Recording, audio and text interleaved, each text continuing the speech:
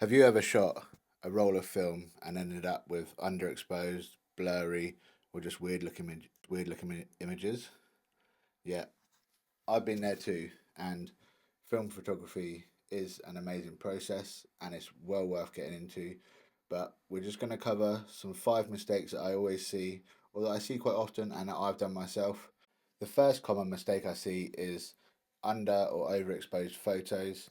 Um, the trouble is with film is once then the whites are gone, they're gone, and if you haven't got any shadows, they're gone too. It's not like digital.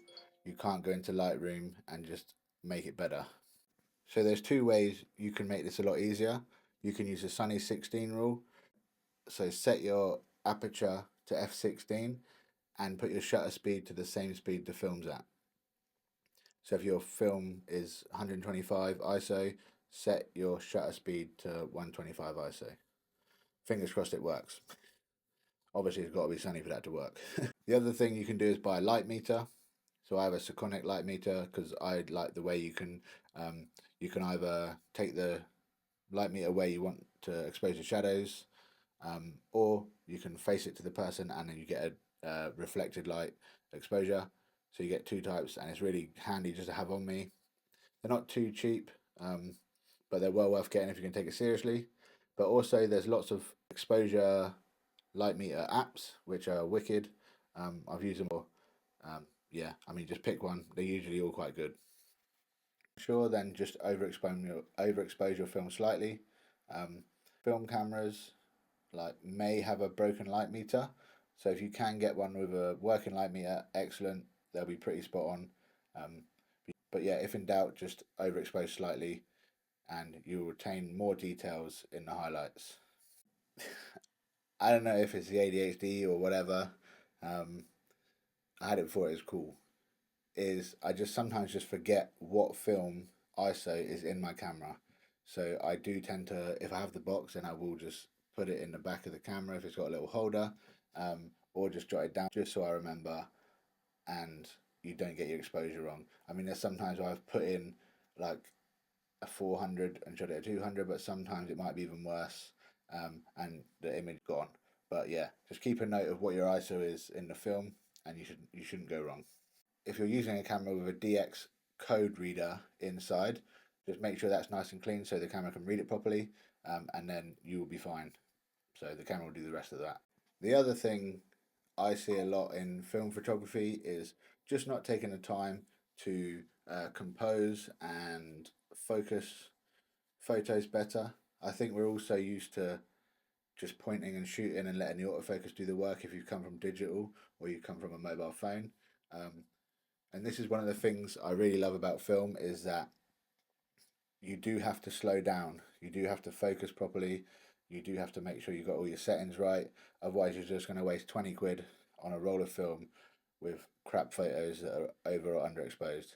And don't get me wrong, I still think I can get the shot, even if it's past or I see something happening and I quickly take a shot. And sometimes I get it right, sometimes I get it wrong. But if you're just becoming a beginner or you're just starting out in film photography, make sure your focusing is spot on. A lot of film cameras are manual focus, so just make sure you're getting your focusing right and just take a little bit of time to compose the photo. Um, I think it's just one of those ones where we just want to shoot everything, and I get it, but just take some time on it. The fourth thing I see quite often, especially on like fails or you've just done something wrong. I've done it loads of times, and I still do it now. Just some things that happen, but it's one of those mistakes that are kind of half easily avoidable. And it's just making sure you look after your film. Remember you've got film in your camera. Remember to rewind it. So those little things always help. Um, don't leave your film like outside in direct sunlight or like just leave it in hot areas. They kind of want to. Some people put them in the fridge because they say they last for longer. I've shot some old rolls and didn't seem to be too bad. I'll do another video on how to expose expired film, but make sure you look after your film. Keep it in the fridge. Look after it. Make sure you rewind your camera. Yeah, and don't like rush loading it or unloading it. I've done that a couple of times where I thought it was rewound and I've opened it and I've lost half a roll of film because sometimes you can get away with the rest of it, so you might be lucky. Yeah, and old cameras or film cameras, they do come with their ups and downs. So you are gonna come into this stuff when you start beginner or start taking photos on film. But I think that's all part of the process and part to be enjoyed, really. Like sometimes I've shot an awesome roll and I'm like, can't wait to get these photos developed. And then bam, I've opened it up, I've ruined the film. But in my brain, they're still there. So I had fun shooting, I had fun in the process. And that's the main thing. The last mistake is, again, I think people coming from digital or your camera is just hammering off loads of shots. And that can get expensive, but it can also get a bit disheartening if you're not getting any decent photos. So with film, you get 24, 36 exposures. So once you've taken those shots, that's it. Like you can't get those back. Um, so just taking your time, making sure you get the right photo, get the right composition, you focused right, and again, like I said earlier in the video, it's one of the reasons why I love film. Is you really have to slow down. It helps bring you in the moment. It helps you understand maybe why you're taking a photo of something, um, and you're just being you in the camera rather than just hammering off loads of photos like you can in digital. You know, you hear some people shooting thousands of photos, and you're just gonna have maybe one or two good ones. Whereas film, unless you've got loads of money or you don't mind wasting loads of film, then go ahead. But it's best to just take nice composed shot, take your time, and really enjoy the process of shooting film. I think the main thing is to be a bit more intentional with your photos and spend the time to compose, focus. And once you've done it a few times, it does get a lot quicker. Like, you do get used to your camera, you get used to manual focusing.